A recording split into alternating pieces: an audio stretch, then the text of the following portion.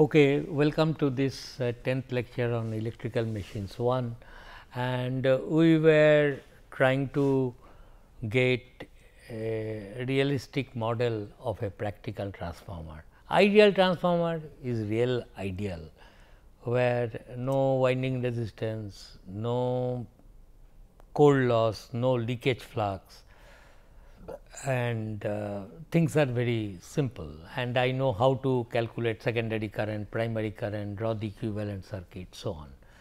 Then what I started telling you, that to an ideal transformer, if we go on adding some parameters, some elements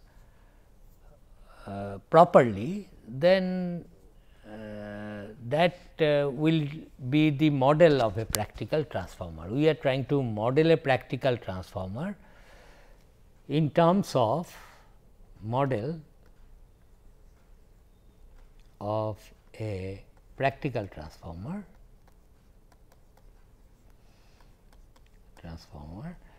I am trying to get by an ideal transformer plus some circuit elements. We are adding circuit elements, and I told you that till now what we have done is we have added the winding resistance R 1 of the primary, and this is my ideal transformer.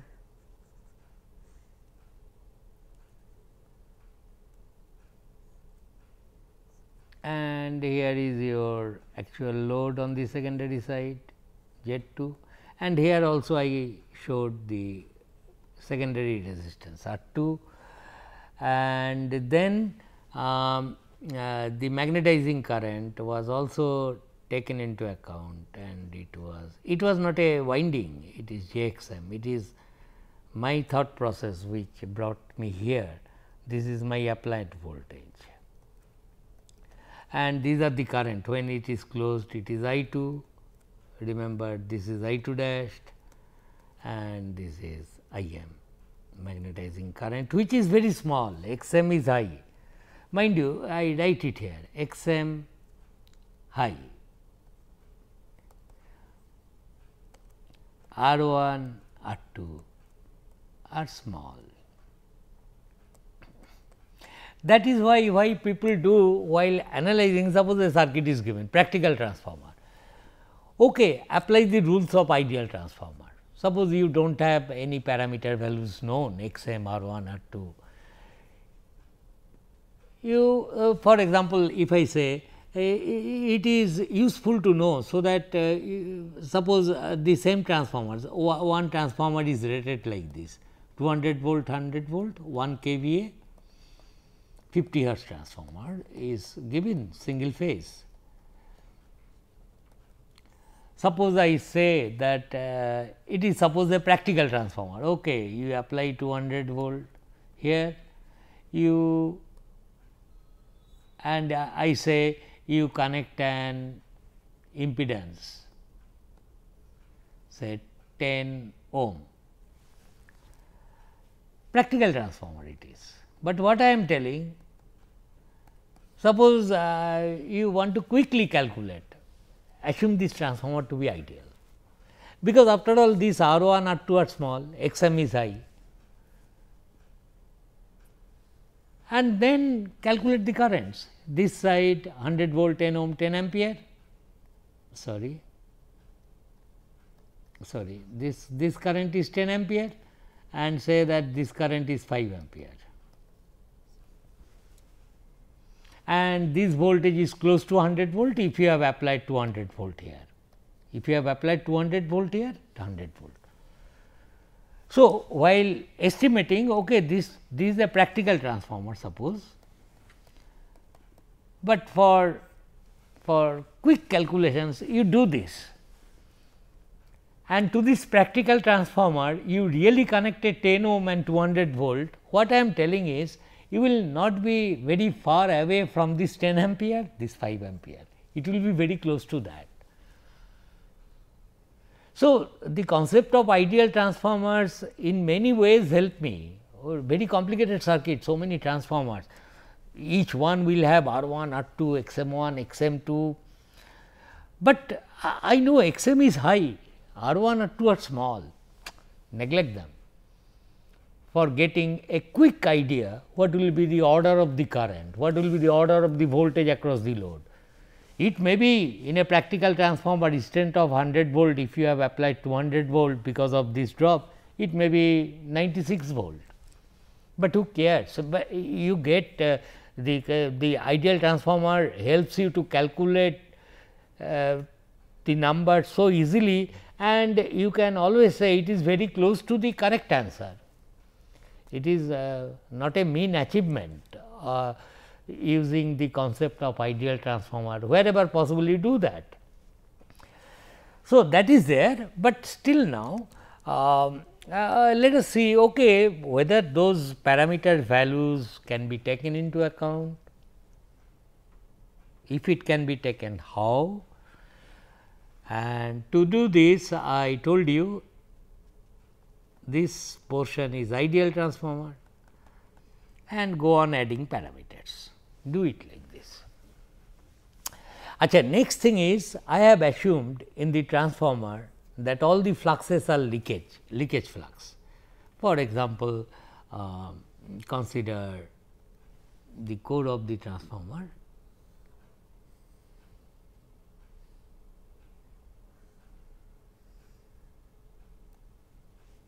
Suppose you have a transformer.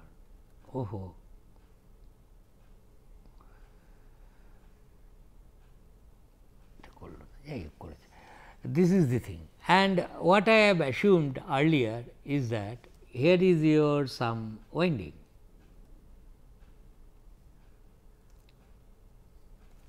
and I assumed that all fluxes were confined to the core.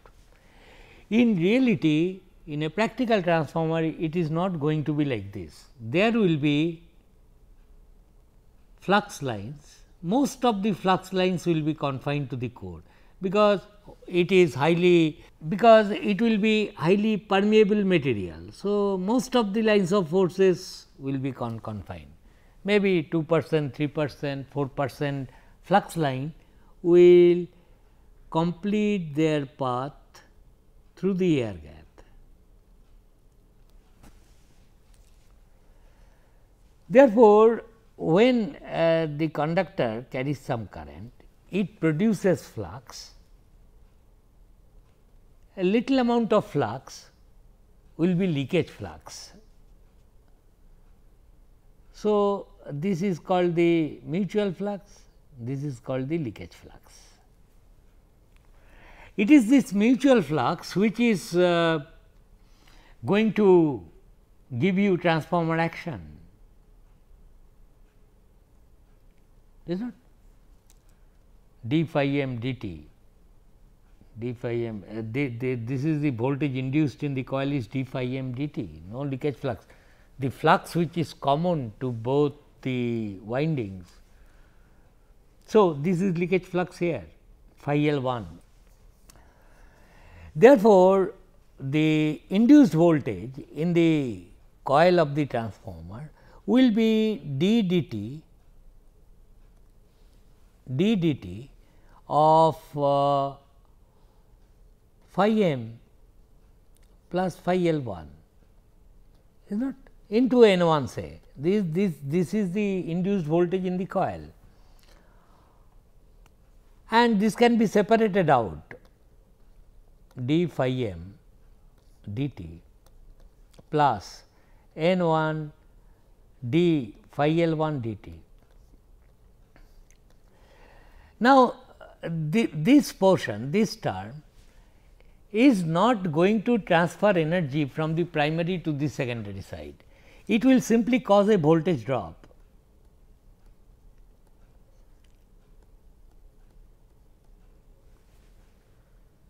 And it can be written as L L 1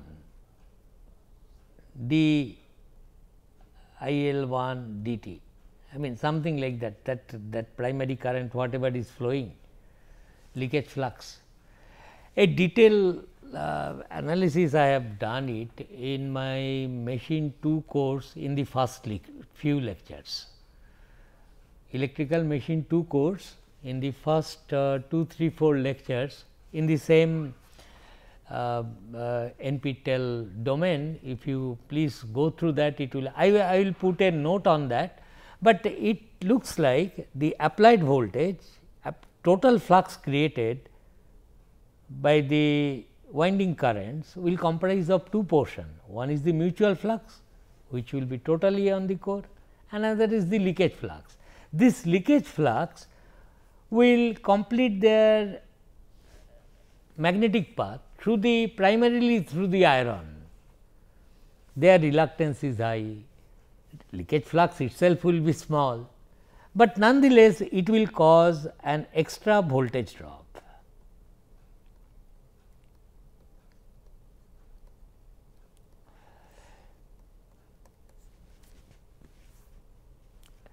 Therefore, it looks like applied voltage I have given, there will be a voltage drop in R 1, but there is a small inductance drop which will also take place to take care of this voltage here.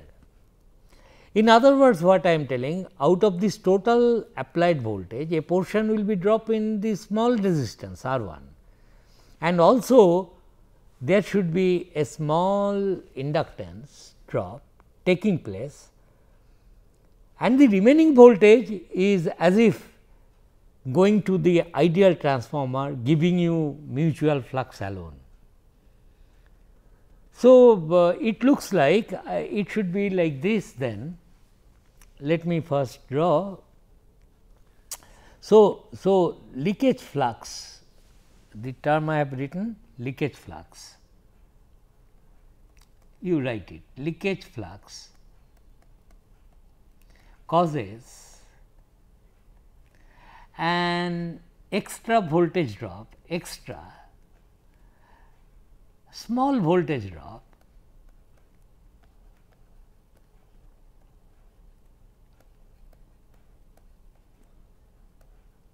in the coil, in the practical coil.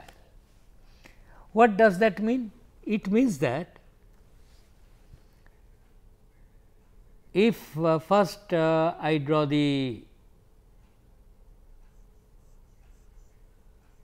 ideal transformer N 1, N 2, and this portion is suppose ideal transformer. It is no connection, dotted line, okay. And then we have seen you have got R 1. Now, what I am telling, in series with R 1 there must be another small inductance X L 1, and then this is your J X M, and then this is your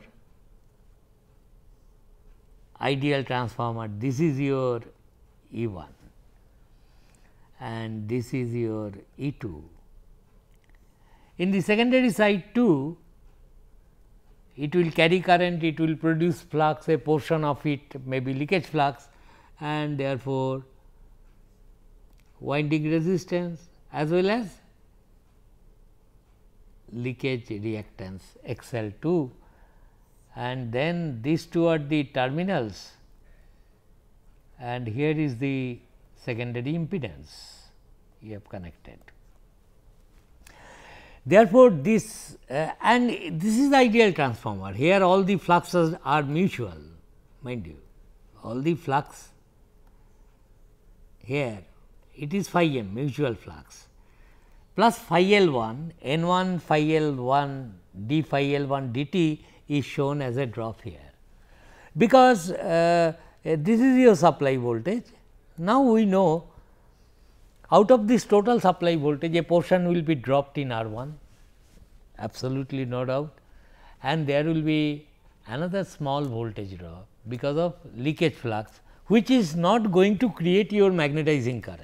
No, that voltage is consumed by the leakage flux. As in any inductance, inductance. Whatever is the flux, that is the drop here, and it is not mutually coupling to another coil. Therefore, no energy transfer because of XL1 from primary to secondary side. In the same way as in the primary, secondary side too then will have winding resistance, another. I have used very small letters x to indicate leakage flux also will be small in a well designed transformer. Who wants more voltage drop takes place elsewhere and less voltage is available for transformer action. It is this voltage E 1 which is nothing but the applied voltage minus this drop must appear here. If XL 1 is high, once again it is a very bad transformer. Out of this total voltage, transformer winding impedance consumes so much and little voltage, less voltage is available for energy transfer. Therefore, remember that this is the situation now. So, leakage flux, effect of leakage flux can be taken care of. Once again, leakage flux I should not draw it here, no, because applied voltage that will be only consumed in the winding, and it must be in series with the supply lines JXM, this one.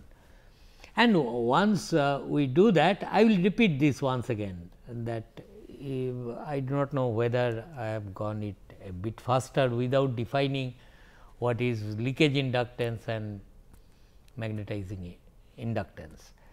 But I request you, please go through the first few lectures of electrical machine 2 course, which is already uploaded in NPTEL website. You will get a better feeling of this one. Nonetheless, so this is more or less the all the parameters we have added to an ideal transformer to represent a practical transformer. This is the ideal part, add these two things and pretend that this is the model of the practical transformer. Only one thing I have yet to take, that is called the core losses, that I will discuss, but so far as this one, core loss not yet taken into account, not yet. Core loss to be taken into account, to be effect of core loss to be taken into account.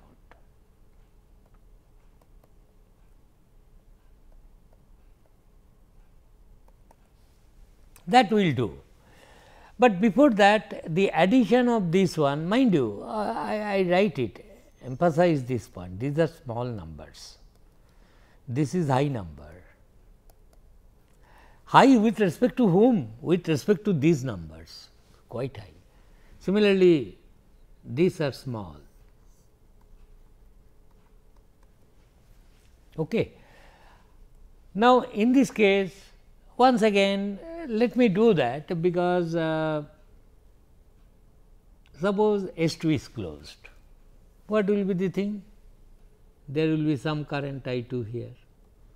The moment through the secondary of the ideal transformer I 2 flows, through the primary of the ideal transformer I 2 dash 2 will flow, and this current is I m and this current is I 1, that is what is going to happen. How to draw the phasor diagram? Okay, suppose the power factor same way, suppose I will sketch once. So, let us start. So, suppose you draw first, let us assume this is LV side. Okay. So, V 2 is first sketch, V 2.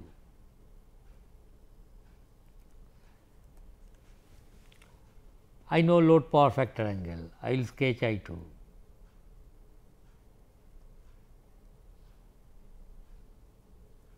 let me draw it larger, because low voltage side current is higher.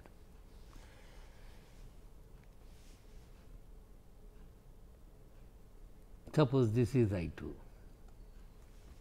All are phasors, I am not putting those words. I 2.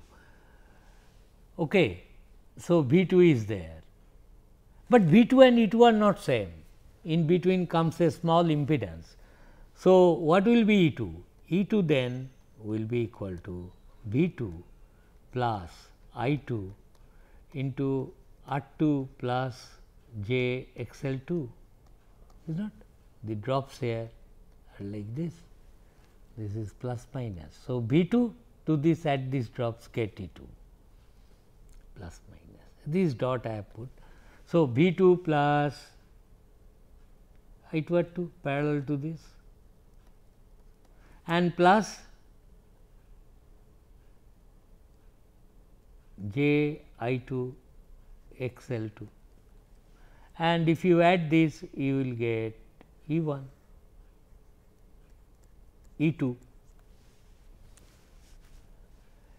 If you get E 2, then your E 1 in phase with E 2. So, your E 1, I will draw a different color. So, your E 1, I will fix up, suppose this is your E 1. Once I get E 1, I will say, oh, my magnetizing current is this voltage by this JXM. So, I will draw a magnetizing current, which is 90 degree lagging E 1. And if this is I m, your I 1 will be I m plus I 2. So, add this I m, I 2 dashed, I am so sorry. So, I 2 is this one. So, I 2 dashed will be less. So, I 2 dashed, correct. So, suppose this is I 2 dashed. So, it will be like this, then this was I 2, mind you, this was I 2. So, from I 2 you get I 2 dashed, then I 2 dashed plus I m, you add I 2 dashed plus I m parallel to this I m, and if you do, you will get I 1, and if you get I 1, then E 1 to E 1, if you add these two drops I 1 into R 1 plus J X L 1, small l indicates leakage reactance drop, and this must be your V 1. My target is to show all the variables. So, E 1 I have reached. So, to this E 1 you now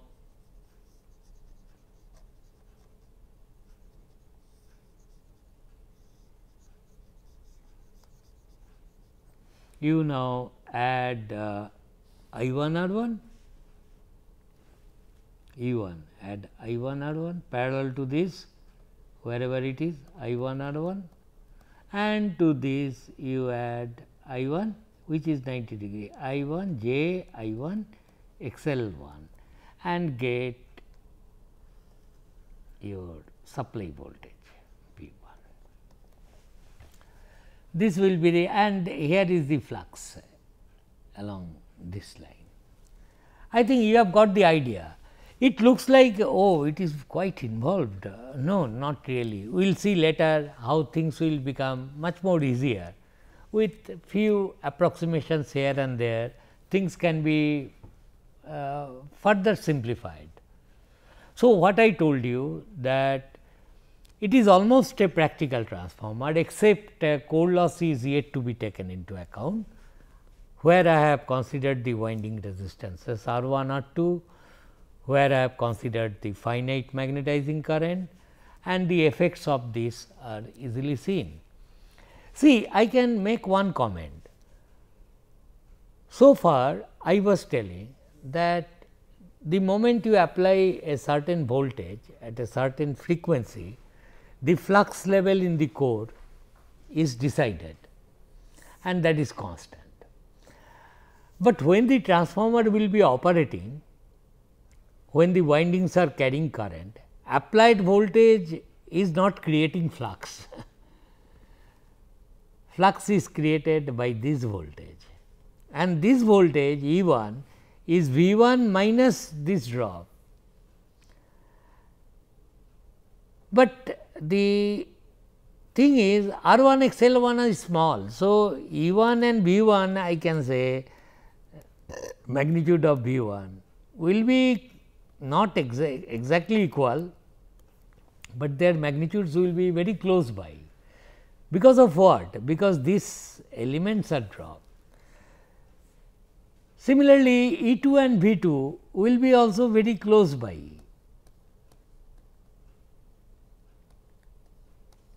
Because R 2 X L 2 are small. Therefore, we can say roughly that the flux level even in a practical transformer, it will change as you change the value of I 2 by varying Z 2 I 2 will change. So, this drop now with another value of Z 2 it will be different. Similarly, here I 2 dash will come I 2 dash plus I m and so on. So, these drops are small for a well designed transformer. Therefore, it is not very incorrect to say that flux level does change appreciably from no load to full load condition. The change in flux level is pretty small, because R 1 X 1 L 1 and R 2 X L 2 are small. Anyway, in the next class what we will do is this, we will tell you about the core loss, which is very important. Core loss, we will see that it comprises of two components. One is eddy current loss, another is hysteresis loss, and when a practical transformer is operated, if you touch the core, you will find core is becoming hot. Okay? Although there is no electrical connection between the conductors and the core. So, that is another interesting topics that we will take up in my next class. Thank you.